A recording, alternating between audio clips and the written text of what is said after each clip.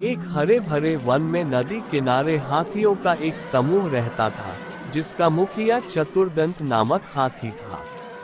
वर्षों से वो समूह उस वन में सुखमय जीवन व्यतीत कर रहा था, किंतु एक समय वन अकाल की चपेट में आ गया, जिससे नदी का जल सूख गया। वन की हरियाली चली गई और हाथी भूख प्यास से मरने लगे। इस विपत्ति से निकलने की प्रार्थना लिए सभी हाथी अपने मुखिया चतुर्दंत के पास गए और बोले, गजराज, इस अकाल की स्थिति में यदि हम और अधिक इस वन में रहे तो काल का ग्रास बन जाएंगे। यहाँ भूखे प्यासे रहना दुष्कर है। कृपा कर किसी अन्य स्थान की खोज करें जहाँ जल स्रोत और हरियाली हो। चतुर्दंत विचार मग्न हो गया। कुछ देर विचार करने के बाद वो बोला, यहाँ से कुछ दूरी पर एक तालाब है जो पूरे वर्ष जल से परिपूर्ण रहता है। हमें वहीं चलना चाहिए। कल प्रातःकाल ही हम सब उस तालाब की ओर प्रस्थान करेंगे। अगले ही दिन सभी हाथी उस तालाब की ओर चल पड़े। 5 दिन और 5 रात की यात्रा पूर्ण कर वे वहां पहुंचे। जल से पूर्ण तालाब को देख वे बहुत प्रसन्न हुए और दिन भर वहां क्रीड़ा करते रहे। संध्या होने पर वे बाहर निकले और वन में चले गए। तालाब के किनारे खरगोशों की बस्ती थी, जिसमें उनके असंख्य बिल थे, किंतु हाथी इससे अनभिज्ञ थे। अतः वे खरगोशों के बिलों को रौंदते हुए निकल गए। खरगोशों के बिल तहस नहस हो गए। कई खरगोश घायल हुए और कई मारे गए। हाथियों के जाने के बाद सभी खरगोश एकत्रित हुए और स्वयं पर आए इस संकट के विषय में चर्चा करने लगे।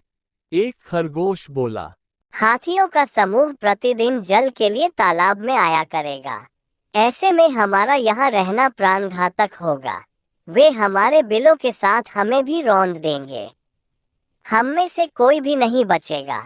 हमारा वंश समाप्त हो जाएगा। जीवन है तो सर्वस्व है।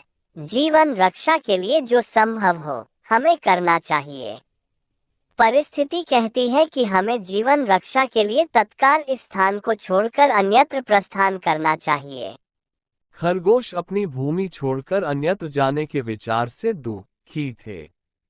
उनका दुख देख लंबकर्ण नामक खरगोश आगे आया और बोला, हम वर्षों से इस भूमि पर निवास कर रहे हैं। हम अपनी भूमि क्यों छोड़े?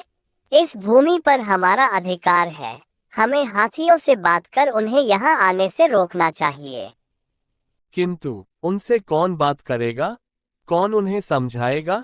सभी खरगोशों ने एक स्वर में पूछा। मैं उनसे बात करूंगा और यहाँ आने से मना करूंगा। लंबकर्ण बोला, किंतु क्या वे तुम्हारी बात मानेंगे? अवश्य मानेंगे। मेरे पास एक युक्ति है। मैं उनसे कहूंगा कि ये तालाब चंद्रमा में बैठे खरगोश का है और उसने आप लोगों का यहाँ आने से मना किया है। संभवतः वे मेरी बात मान जाए। अगले दिन लंबकर्ण हाथियों के मुखिया से मिलने तालाब के मार्ग में स्थित एक ऊंचे टीले पर बैठ गया। जब हाथियों का समूह वहां से गुजरा तो वह हाथियों के मुखिया चतुर्दंत से बोला, गजराज, क्या आपको ज्ञात नहीं ये तालाब चांद में रहने वाले खरगोश का है? आपको बिना उसकी अनुमति के इस तालाब के जल का उपयोग नहीं करना चाहिए। चतुर्दंत ने पूछा, तुम कौन हो? मैं चांद में रहने वाले खरगोश का संदेशवाहक हूँ। उसने मुझे अपने संदेश के साथ आपसे मिलने भेजा है।